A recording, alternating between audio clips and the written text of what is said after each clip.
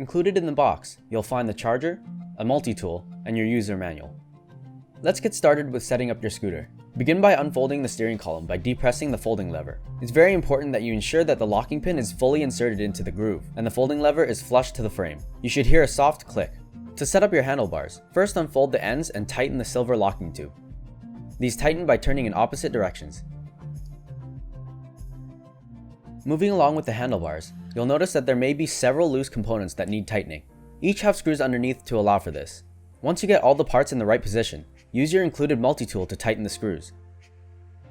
Use this time to set all your levers and buttons to a position that's comfortable for you and suits your riding style.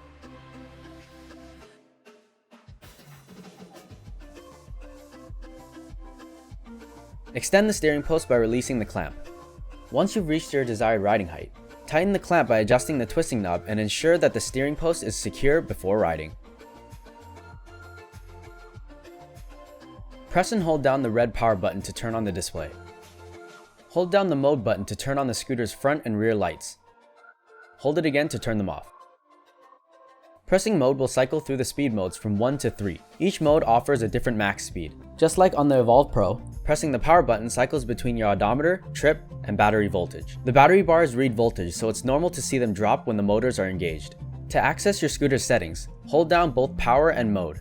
To cycle through different pages, use the power button, and to make any changes, press mode. Note that pressing mode only increases values. To reverse the direction, hold down power. It's best not to change any of these values unless you know exactly what you're doing. Hold down both power and mode to exit the menu, and just hold the power button to turn off the display. Let's go over charging your scooter.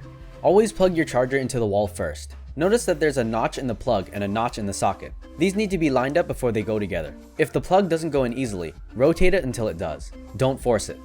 Use the screw lock to prevent accidental removal.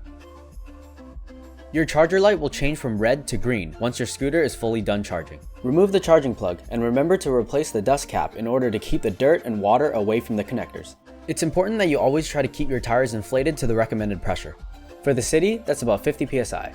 It's good to check the pressure at least once a week. Owning a pressure gauge or a pump with one attached makes this a really easy step. Doing this and other regular preventative maintenance, like checking the tightness of screws and nuts on your scooter, will help prevent flats, giving you a smoother ride and keeping you on the road for longer.